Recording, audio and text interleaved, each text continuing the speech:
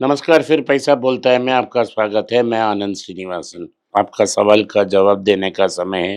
विष्णु साहब अंग्रेजी में सवाल पूछेंगे, मैं हिंदी में जवाब दूंगा। Sir, Trump has proposed a bill, the big, bold, beautiful bill.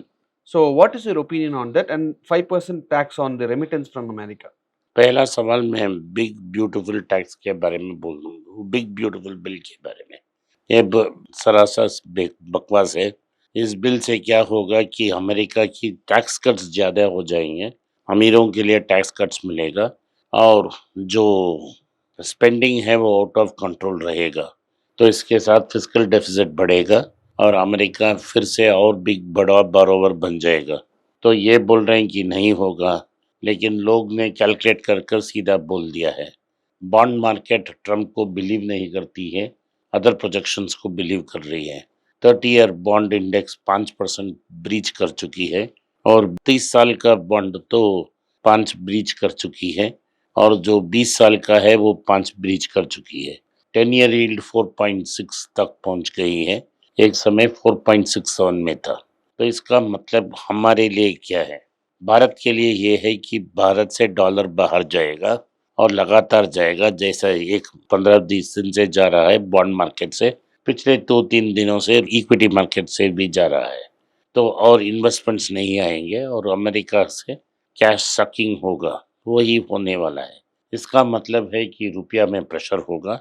आज आपने देखा कि कुछ दिन पहले संजय मल्होत्रा साहब ने बहुत डॉलर बेचे, रुपये को 83 रुपया 50 पैसा तक लेके गए थे। फिर से आज 46-86 रुपया तक पहुंच गई है, 86 तक पहुंच गई। अगर ये सिचुएशन बरकरार रहा और उन्होंने ये बिल पास की, तो ये रुपया को प्रेशर में लाएगा और रुपया को 96 तक लेके जाएगा। इससे कोई संदेह है मुझे नहीं है कि रुपीज हेडेड टू 95-96 अगर ये बजट पास हो गया। दूसरी बात आपने पूछा मुझे कि वो 5% रेमिटेंस टैक्स के बारे Mm, में, ये मेरा ख्याल क्या है? ये रेमिटेंस टैक्स अमेरिकन सिटीजन्स के लिए नहीं लागू mm. है। ये टैक्स अमेरिका से अगर आप ट्रांसफर करते हो एज अ रेजिडेंट तब लागू होती है।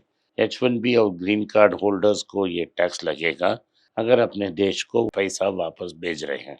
अगर पिछले साल की वही लेवल पे आप भारत में ट्रांसफर होती है तो 1.6 बिलियन डॉलर्स का टैक्स लग सकता है। तो ये कर रहे हैं कि एनकरेज कर रहे हैं कि अमेरिका की पैसा अमेरिका में ही रहे, अमेरिका के बाहर न जाए। Sir, as far as IndusInd Bank is concerned, what is the update now? What should we do now as an investor? IndusInd bank ये कंसिडर करने के लिए बहुत अच्छा समय है। 600 सबसे बेस्ट टाइम था, ये सेकंड बेस्ट टाइम है। Mm, उन्होंने सुनील मेहता चेयरमैन हैं, उन्होंने ये सीधा प्रेस कॉन्फ्रेंस की और प्रेस रिलीज भी दी, जिन्होंने उन्होंने साफ सारी गलती को एडमिट की है। और 20 साल में ये ऐसा हुआ है कि पहले क्वार्टर आखिरी क्वार्टर ऑफ द ईयर में लॉस बना है। सो ये सबसे बड़ा लॉस है, लगभग 2400 करोड़ का लॉस है। फिर भी इस साल वो प्रॉफिटेबल है, नेट प्रॉफिट्स हैं इसकी। तो ये पहला गुड न्यूज़ है। दूसरा गुड न्यूज़ ये है कि उन्होंने माइक्रो फाइनेंस में जो गलती को आइडेंटिफी की है, उससे 172 करोड़ का नुकसान भोगकर उसको भी राइट ऑफ की है। mm. उसके बाद उन्होंने प्रोविजंस को 7,100 करोड़ तक ऊपर उठ दिया है। अगर माइक्रो एंड फाइनेंस में और स्ट्रेस होती है, तो उसके लिए उन्होंने रेडी कर ली है। फिर उन्होंने कहा है कि सीनियर मैनेजमेंट स्टाफ ने इंटरनल कंट्रोल्स में फेल हो गए हैं और अकाउंटिंग मिस्टेक्स के लिए वो रिस्पॉन्सिबल हैं। उनके हिसाब से वो रेगुलेटर से कंप्लेन करेंगे और बैंक पुलिस से भी कंप्लेन करेंगे और law will take its own course. लेकिन उन्होंने नाम नहीं बताया। लेकिन लगता है सुमंत खलपातिया का बैड टाइम है Mm. और उन पर हिंदुजा बरस पड़ेंगे। लेकिन ये सीधा क्लियर है कि हिंदुजा इस बैंक को सिंक नहीं होने देगा, क्योंकि वो उसका रेपुटेशन का सवाल है। 300 करोड़ तो छोटा माल है हिंदुजा सेट के लिए, वो चाहे तो लगा सकता है। तो जो खतरे के बादल थे वो निकल गए हैं। शायद ये 1-2 आरबीआई का ऑडिट हो, लेकिन जून 30 तक उन्होंने कहा है कि वो नया सीईओ के लिए 3 नाम देंगे। उसमें से एक नाम चुना जाएगा, वो आरबीआई का चॉइस होगा। बैंक करेक्ट होके वापस आएगा। तो अगर आप 1000 रुपया से लेके नीचे तक खरीदी तो आपको 750 तक का आपका प्राइस होगा, आप ऑलरेडी प्रॉफिटेबल होंगे।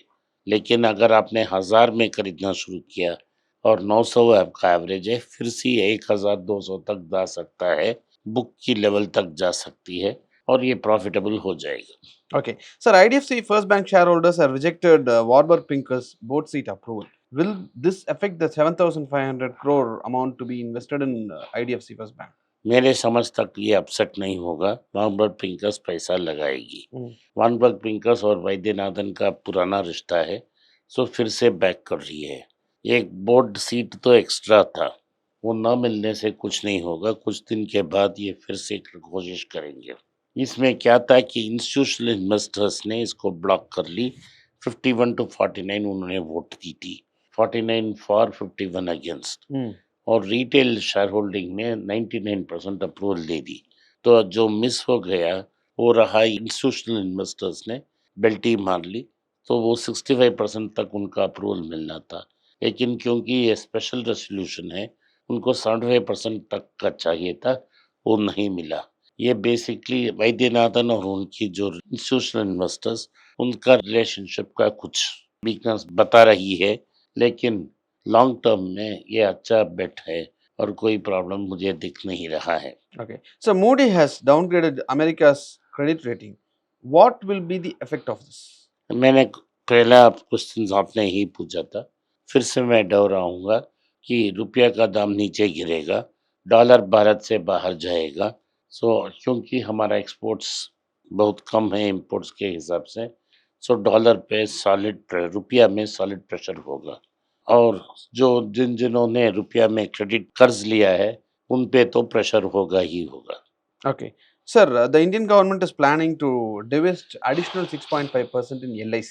मैं एलआईसी को अभी तक ट्रैक नहीं किया है, लेकिन जब पब्लिक इश्यू आया मैंने स्ट्रांग पोजीशन लिया था कि आप इसमें इन्वेस्टमेंट मत करो, क्योंकि आईपीओ में ही सप्लाई इंक्रीज हो रहा है। ये public not for profit public company था, इसको बिना डिबेट करके, बिना प्रोविजंस को दे के पार्लियामेंट में मनी बिल में अटैच कर कर वो गवर्नमेंट कंपनी बन गया। ये गवर्नमेंट कंपनी नहीं था। तो जब आपके पॉकेट से कंपनी को मेरे खुद का पॉकेट में कर कर उसमें से स्टॉक को बेचा, तो उनका एस्टैब्लिशमेंट का गेस था कि उनको 2.5 लाख करोड़ मिल जाएगा, लेकिन ऐसा कुछ नहीं हुआ, क्योंकि गवर्नमेंट का चाइना लाइफ इंश्योरेंस जैसा कंपनी नहीं था ये। तो इमीडिएटली प्राइस गिर गया, आईपीओ के 30% बिलो ट्रेड हो रहा था, आईपीओ के पास ट्रेड होता होगा। अगर ये सप्लाई इंक्रीज करते हैं number of shares, so demand नहीं होगा, सो इसका मतलब दाम और नीचे आएगा और आपको जो खरीद रहे हैं उनको नुकसान मिलेगा। Okay. Sir, BYD has launched Dolphin Surf car, which is around 22 lakhs, and with discounts, it is around 19 lakhs in Europe. So, will this hit? तो यूरोप के कार में एक 19 लाख का इलेक्ट्रिक कार ये करेगा कि और अडॉप्शन आ जाएगा।